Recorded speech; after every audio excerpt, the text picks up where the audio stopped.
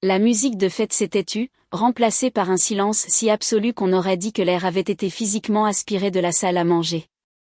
Richard se tenait au bout de la table, son visage se vidant de ses couleurs jusqu'à ressembler à une statue de cire, mon téléphone plaqué contre son oreille en sueur.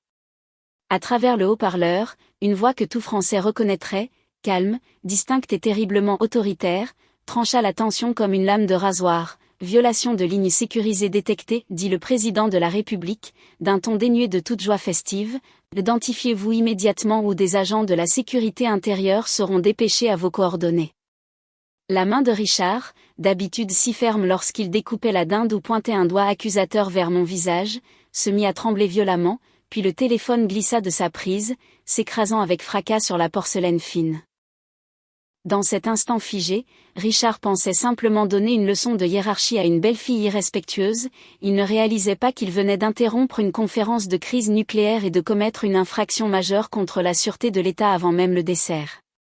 Pour comprendre comment nous en sommes arrivés à avoir le GSPR envahissant notre allée, il faut remonter 2 mois en arrière, au début de ce cauchemar.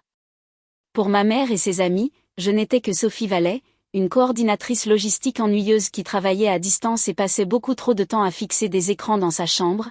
Elles ignoraient que mes plannings d'expédition étaient en réalité des déploiements de troupes et que mes listes d'inventaire étaient des clés de chiffrement satellitaire pour l'état-major des armées. J'aimais que les choses soient ainsi. Dans mon domaine, l'anonymat est un bouclier et le silence est la meilleure part de la bravoure, mais ce silence devint impossible à maintenir lorsqu'elle me présenta Richard, le nouveau compagnon de ma mère, un adjudant-chef de l'armée de terre à la retraite qui avait fait de son passé militaire son unique personnalité. Richard était le genre d'homme qui avait besoin d'être le mâle dominant, même si son territoire n'était qu'une terrasse de pavillon de banlieue avec un barbecue à gaz. Dès notre rencontre, il m'a regardé avec un rictus qui masquait à peine sa profonde insécurité, il me testait constamment sur la discipline de base pendant que je préparais le café, se moquant ouvertement de ma posture ou de mon manque d'expérience du terrain. Vous les civils, disait-il en secouant la tête comme si j'étais une cause perdue, vous pensez que le monde vous doit tout, tu ne tiendrais pas 5 minutes dans mon régiment. Je me contentais de sourire, les lèvres serrées, hochant la tête en luttant contre l'envie de lui dire que dans mon armée, un homme avec son niveau d'habilitation n'aurait même pas le droit de me verser mon café. L'atmosphère passa d'agaçante à hostile le jour où Richard emménagea officiellement, il instaura immédiatement des ordres permanents pour la maison, affichant une liste de règles sur le frigo comme si nous étions de nouvelles recrues en classe, et la règle la plus contentieuse était absolue. Pas de téléphone à table sous aucun prétexte, aucune exception pour le travail, les urgences ou Dieu lui-même. Il appelait ma station de travail classifiée, un terminal chiffré valant plus cher que sa voiture, mon installation de jeux vidéo, et il martelait ma porte si je ne sortais pas instantanément.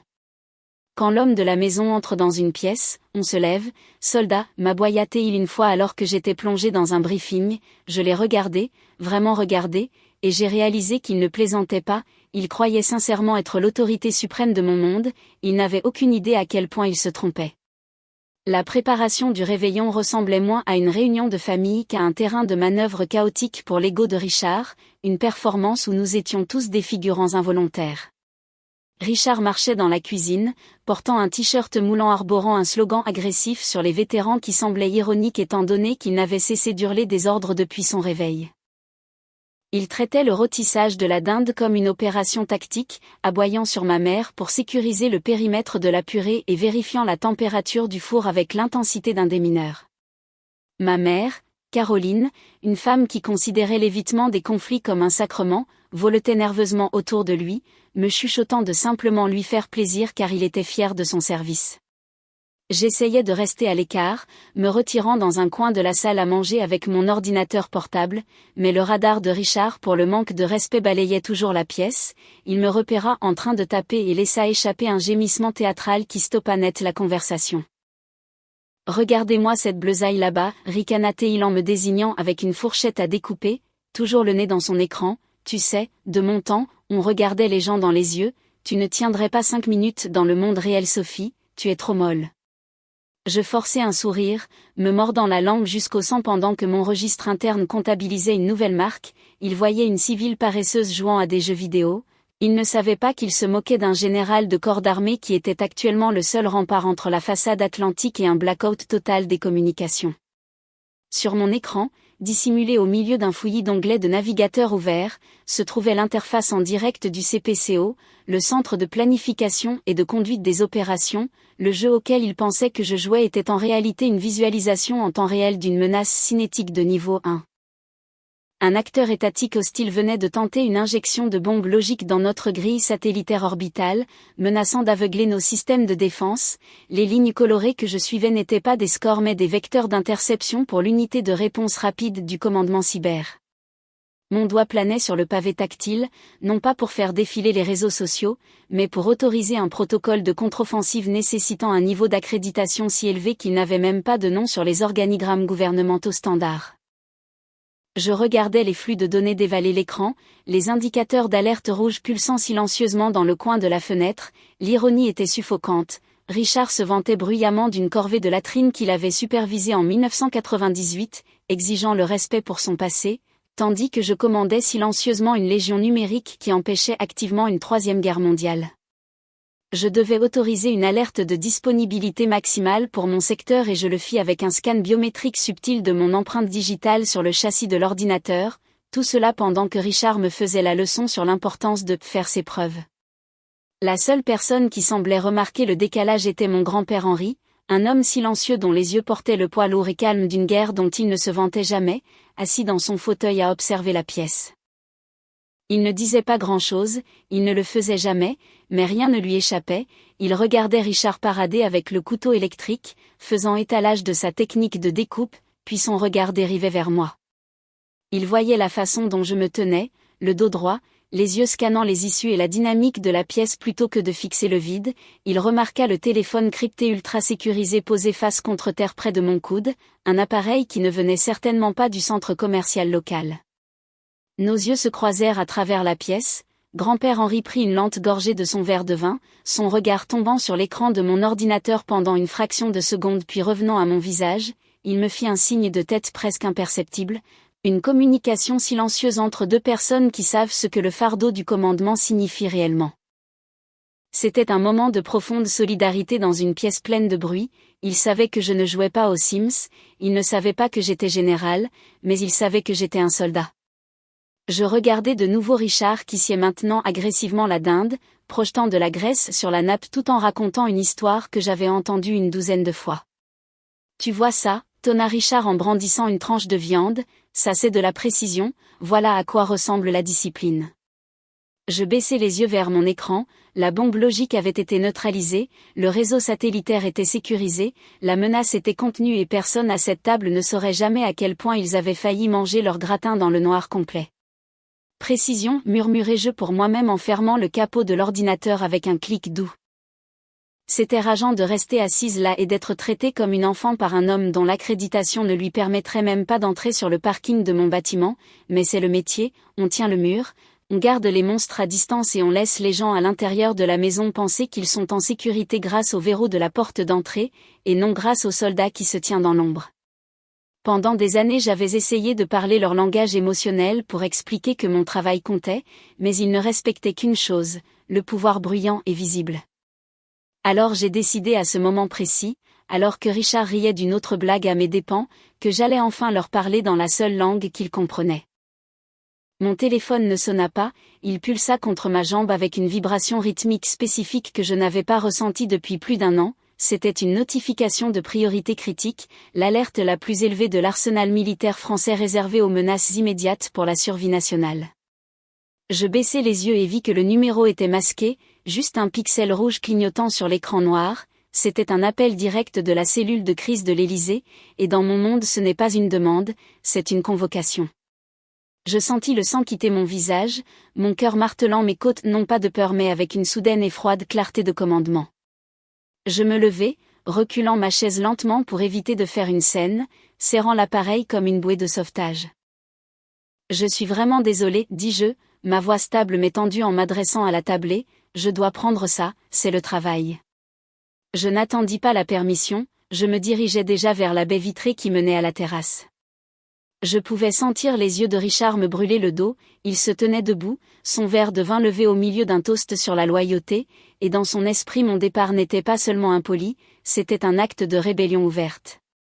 Assieds-toi Sophie, aboya Théil, sa voix dominant le plat de résistance, le temps en famille est sacré, tes bêtises de logistique peuvent attendre qu'on ait fini de manger. Je l'ignorais, je le devais.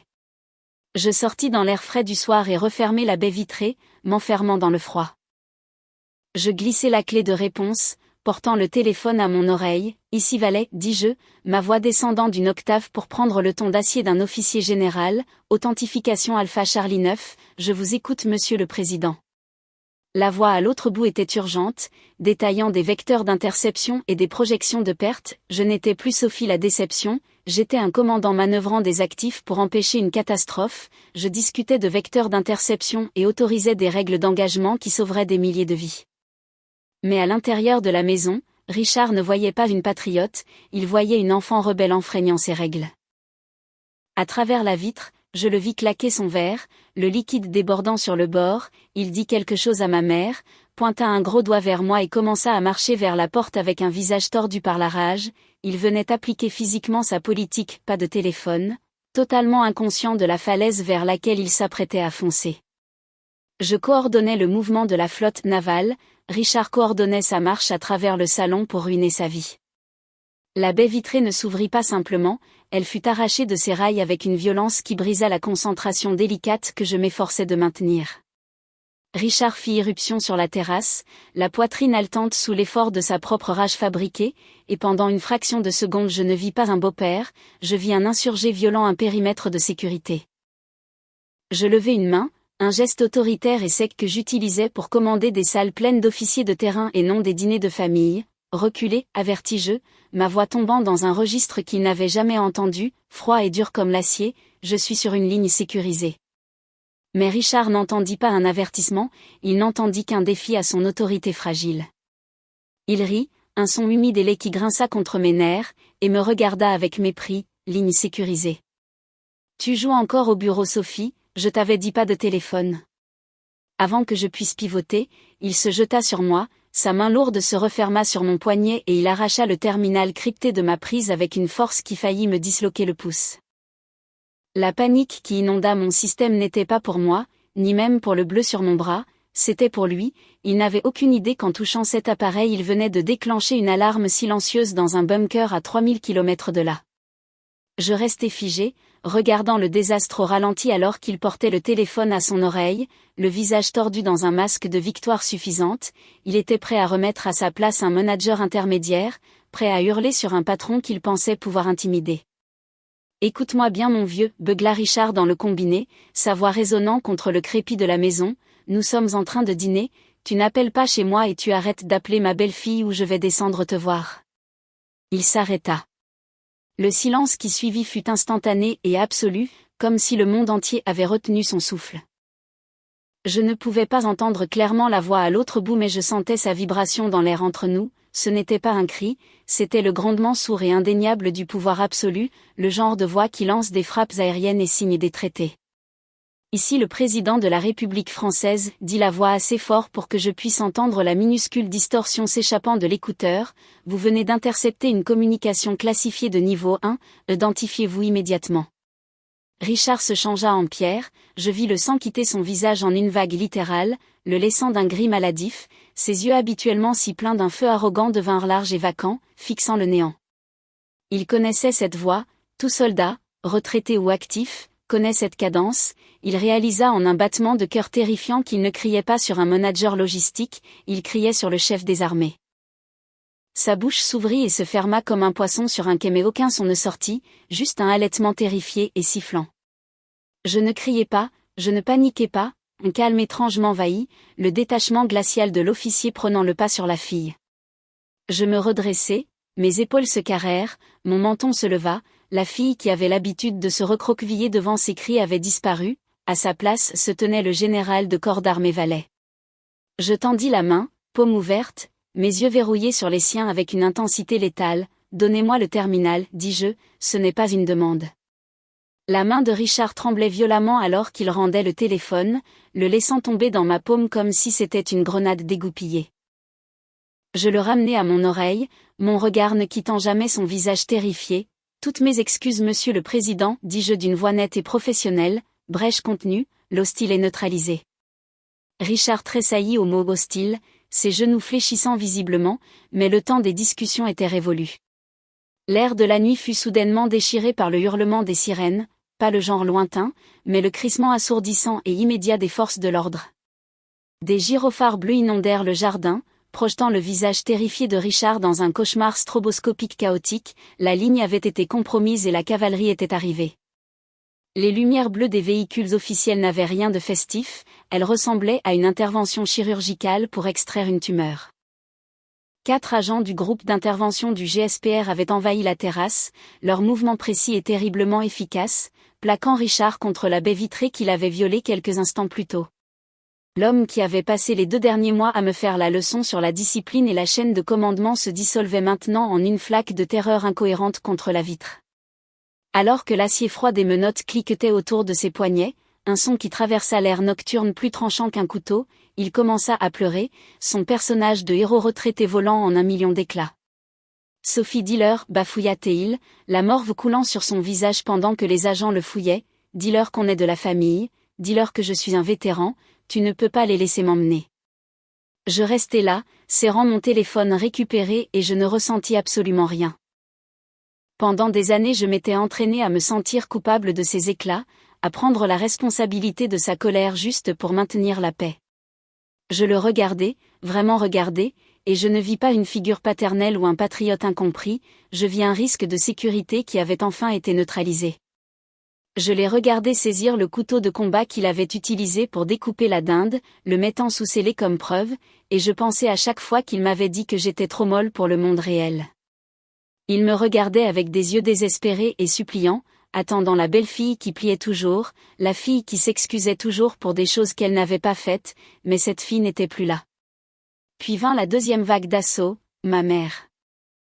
Elle ne courut pas pour le réconforter, elle courut pour m'attaquer, c'était un réflexe qu'elle avait affiné toute sa vie, chaque fois que le monde se brisait ce devait être la faute de Sophie.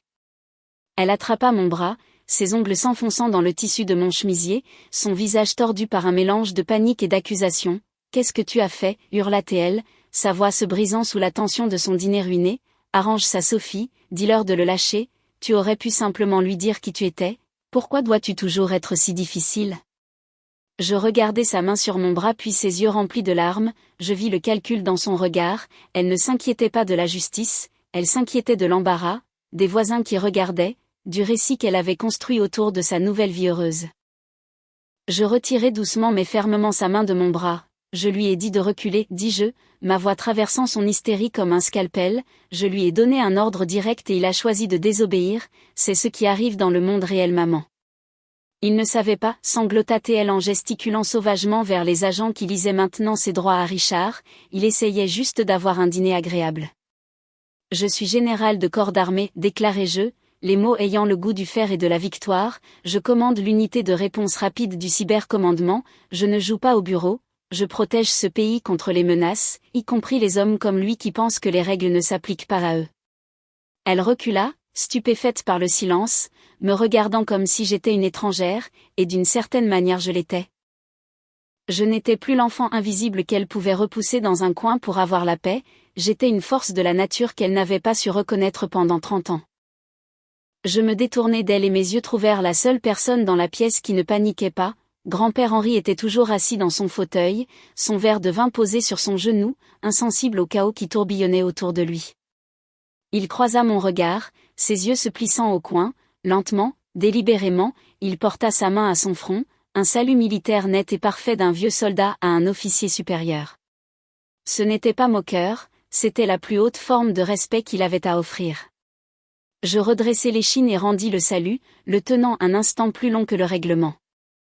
Mon général, un des agents s'approcha de moi en baissant la voix, le véhicule est sécurisé, nous devons vous débriefer sur site.